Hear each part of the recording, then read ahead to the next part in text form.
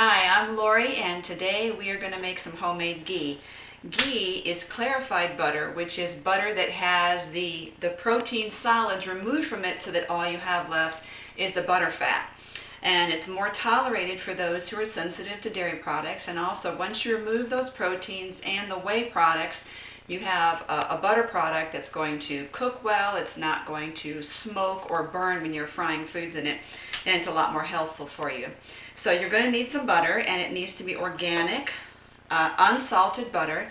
I'm just using sticks that I got from the health food store, and I'm going to be using 6 sticks, which is the equivalent of about 1.5 pounds or 1.5 cups, or about 750 grams of butter. But you can use more and make a bigger ghee product. Right now I'm only going to make this much, and I like these jars. These are the Ziploc Versaglass, and that's the 25-ounce container. And the reason I like that one is that when I use canning jars, scraping down to the bottom to get that last bit of ghee is really difficult. So these are just a wider, easier accessed container to get to the bottom. It's really helpful.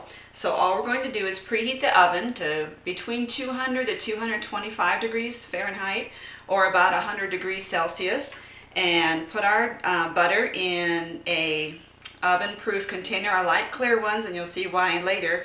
I like people to see the layers as it separates in there. We're just going to set this in that low temperature oven for about an hour. Okay, it's been an hour, so now that it's out of the oven, you can see it's got this layer on top of the protein solids. We want to get those out of there, so just gently scrape those off and put them in a bowl or something to get them out of our way.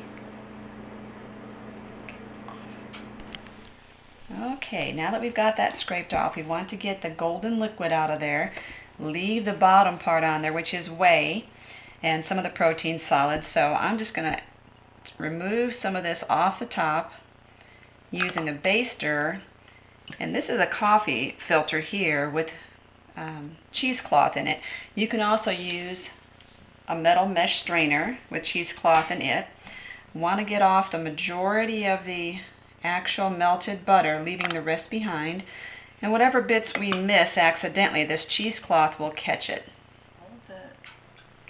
Okay, once I got to the bottom couple of inches of that liquid, it was getting hard to withdraw the butter, so I put the rest into this, and so it settles out really quickly, and it's just easier to reach down in there and withdraw the last bit of that ghee out of there.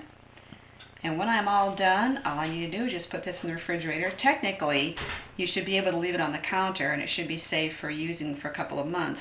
I still just feel safe sticking it in the fridge. Okay, and if there are times when I'm in a hurry, I just go ahead and dump all this through the cheesecloth, let it settle out, and leave the whey at the bottom. The ghee will harden on the top, and this one has just barely see any of the whey at the bottom because I strained that one out. But if you just dump it all in there, it will settle to the bottom, the whey will. And then when you're using your ghee, just use the ghee and leave the whey in the bottom.